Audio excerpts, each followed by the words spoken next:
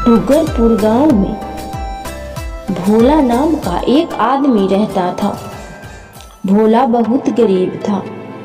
अपनी इस गरीबी के कारण वह अपने परिवार का भरण पोषण नहीं कर पा रहा था। कई दिनों तक उसके परिवार के सदस्य को भूखा रहना पड़ता था। उस गांव में इतना काम भी नहीं था कि वह मजदूरी करके अपना पेट भर ले।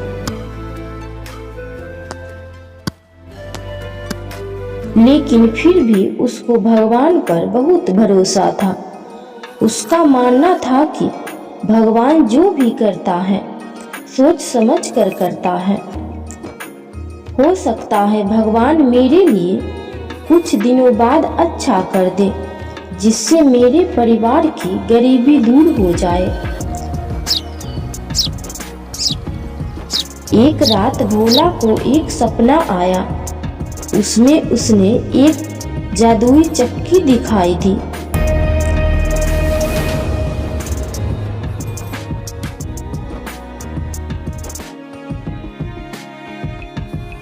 मैंने सपने में एक जादुई चक्की देखी। उस चक्की से मैं जो भी मांग रहा था वह चक्की दे रही थी। मैंने बहुत सारा अनाज मांगा, उसने दे दिया। धीरे धीरे हम अमीर हो गए। तब उसकी पत्नी ने कहा, यह तो सिर्फ एक सपना था, इसे हकीकत ना समझे। हम बहुत गरीब हैं और मुझे तो लगता है हम ऐसे ही गरीबी में रहेंगे। ऐसा कब तक चलेगा? मुझे तो कुछ भी समझ नहीं आ रहा है। पत्नी की बातें सुनकर भोला निराश होकर वापस अपने काम पर चला जाता है। लेकिन उसके दिमाग में जादुई चक्की वाला सपना आता ही रहता है। भोला दिन में दोपहर की छुट्टी मिलने पर रोज उस नदी के किनारे जाता और नदी पर देखता, परंतु कुछ नजर नहीं आता।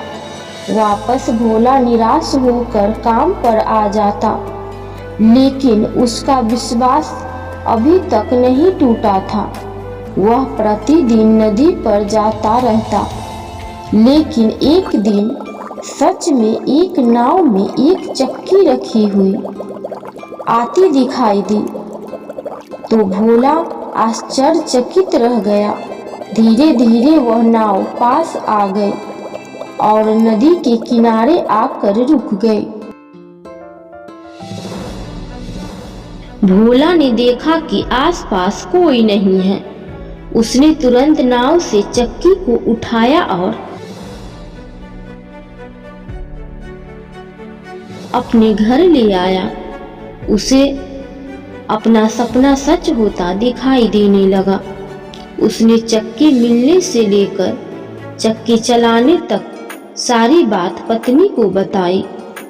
इस प्रकार कई दिनों तक बहुत सारा सामान भोला ने उस चक्की से प्राप्त कर लिया। धीरे धीरे उसकी गरीबी दूर हो गई, यहाँ तक कि अब उसे काम करने की आवश्यकता भी नहीं थी। जब भोला के पड़ोसी को यह पता चला कि भोला बहुत कम समय में अमीर हो गया है, तब पड़ोसी ने यह जानना चाहा कि भोला ने ऐसा क्या किया, कहीं चोरी करना तो शुरू नहीं कर दिया है ना। उसका पड़ोसी उसकी अमीरी से जलने लगा था। अब वह पड़ोसी पूरे समय भोले के घर पर नजर रखता था। एक दिन पड़ोसी को पता चल ही गया कि यह सब चक्की का कमाल है। उस जादुई चक्की से जो मांग रही थी वह दे रही थी। उस दिन उस पड़ोसी ने जादुई चक्की को चुराने की ठान ली। उस पड़ोसी ने एक रात को वह जादुई चक्की चुरा ली और चक्की अपने घर ले आया।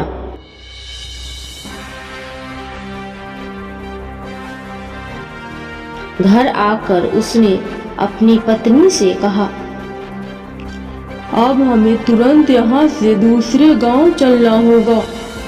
क्योंकि पत्नी को चक्की के बारे में पहले ही बता दिया था।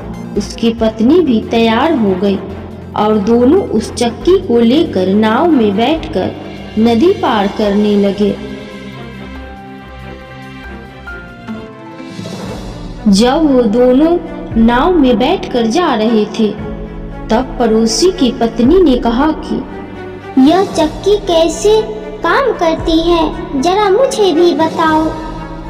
तब भोला के उस पड़ोसी ने चक्की से कहा, मुझे बहुत सारा नमक दे दो। तब चक्की ने नमक देना शुरू किया, परंतु उस पड़ोसी को चक्की को बंद करना नहीं आता था। धीरे धीरे उस चक्की ने नाव में नमक का ढेर लगा दिया। पड़ोसी उस चक्की को बंद नहीं कर पाया और नाव में बहुत सारा वजन हो गया। नाव उन दोनों पति पत्नी को चक्की समेत नदी में डूब गई और वह चक्की बंद नहीं हुई। इसीलिए कहा जाता है कि वह चक्की आज भी चल रही है और नमक बना रही है। उस नदी के पानी के साथ साथ वह चक्की समुद्र में चली गई। समुद्र में आज भी वह चक्की चल रही है, इसीलिए समुद्र का जल आज भी खड़ा है। आज के इस लेख हमने आपको जादुई की कहानी बताई है। हमें उम्मीद है आपको यह कहानी जादुई चक्की की कहानी अच्छी लगी होगी। अगर आपको यह स्टोरी यानी कहानी अच्छी लगी है तो इसे अपने छोटे छोटे प्यारे प्यारे बच्चों को जरूर सुनाएं।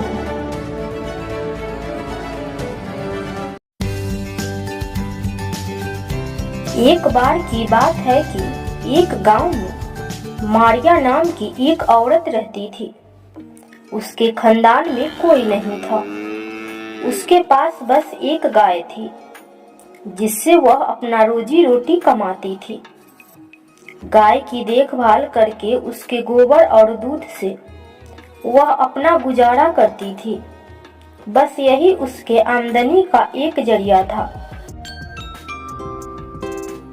एक दिन उसकी गाय बहुत बीमार हो गई और कुछ ही दिनों में मारिया की गाय मर गई।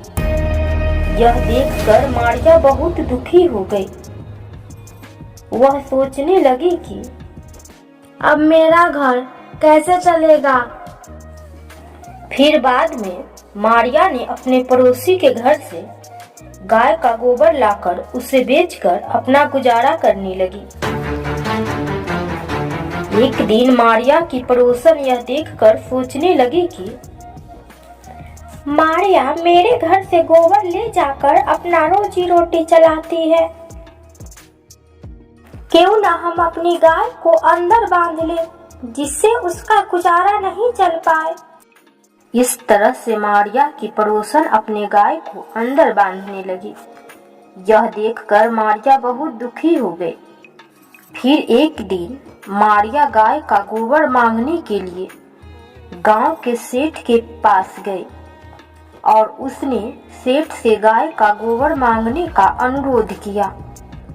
यह सुनकर सेठ मन ही मन सोचने लगा कि यह औरत कब से गाय का गोबर मांगने के लिए मुझसे अनुरोध कर रही है, क्यों न मैं उसे वह गाय दे दूं जो बहुत दिनों से बीमार है। इससे उसके ऊपर मेरा कर्ज भी रहेगा और उसे पता भी नहीं चलेगा कि वह गाय बहुत कम दिनों तक ही जिंदा रहेगी। यह सोचकर सेठ मारिया को गाय दे देता है।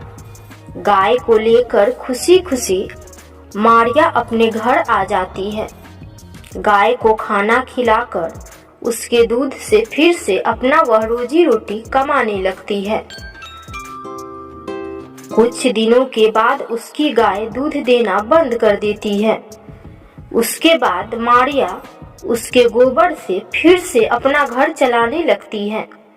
एक दिन मारिया अपने गाय की देखभाल कर रही थी। उसी समय अचानक एक बुजुर्ग आदमी उस रास्ते से गुजरता है। उसे देखकर मारिया पूछती है कि बाबा, मैं आपकी क्या मदद कर सकती हूँ? यह देखकर वह बुजुर्ग आदमी मारिया से खाने के लिए मांगता है। यह सुनकर मारिया अपने घर में से अपना खाना उस बुजुर्ग व्यक्ति को देकर पानी लाने चली जाती है। इतनी देर में वह बुजुर्ग व्यक्ति आंखें बंद करके सारी चीजें देख लेता है कि मारिया अपना खाना मुझे दे रही है। यह देखकर वह बुजुर्ग आदमी बहुत खुश होता है और मारिया के आने के बाद उसे बोलता है कि तुमने मुझे अपना खाना दे दिया, अब तुम्हें कभी भूखे रहने की जरूरत नहीं होगी।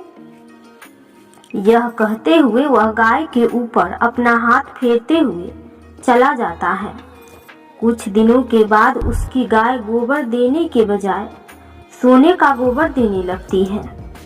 यह देखकर उसकी पड़ोसन उस गोबर को रोज चुराकर सुबह सुबह ले जाती थी। मारिया का इसका कुछ भी पता नहीं था। कुछ दिन बाद अचानक एक आंधी आई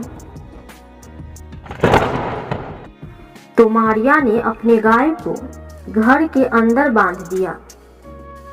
जब मारिया सुबह उठी तो उसने देखा कि गाय ने सोने का गोबर दिया है। यह देखकर मारिया बहुत आश्चर्यचकित हुई। वह सोचने लगी कि कहीं उस बाबा का चमत्कार तो नहीं है, लेकिन उस बाबा का तो कहा हुआ बहुत दिन हो गया। क्या इतने दिन से गाय सोने का गोबर दे रही थी? उसके दिमाग में तुरंत आया कि शायद यह सोने का गोबर उसकी पड़ोसन चुरा रही थी। तभी वह मेरे साथ इतने अच्छे से पेश आ रही थी। उस दिन से मारिया अपनी गाय को घर के अंदर बांधने लगी। यह देखकर उसकी पड़ोसन को बहुत गुस्सा आया और वह सारी बातें जाकर सेठ से कह आई। यह सुनकर सेठ अपनी गाय को मारिया के घर से वापस ले आया।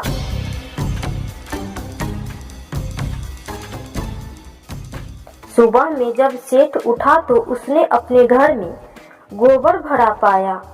यह देखकर वह सोचने लगा कि तभी आकाशवाणी हुई कि तुमने उस गरीब लड़की से गाय को ले लिया है, इसीलिए तुम्हारे घर में गंदगी भरी रहेगी।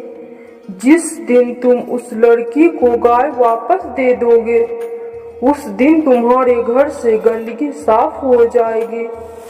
यह सुनकर सेठ अपने घर से गाय ले जाकर मारिया को वापस दे देता है और मारिया फिर से अपनी जिंदगी खुशी खुशी जीने लगती है। तो इस कहानी से हमें सीख मिलती है कि हमें किसी के धन पर बुरी नज़र नहीं रखनी चाहिए। भगवान हमें जितना दिए हैं उसी में खुश रहना सीखना चाहिए।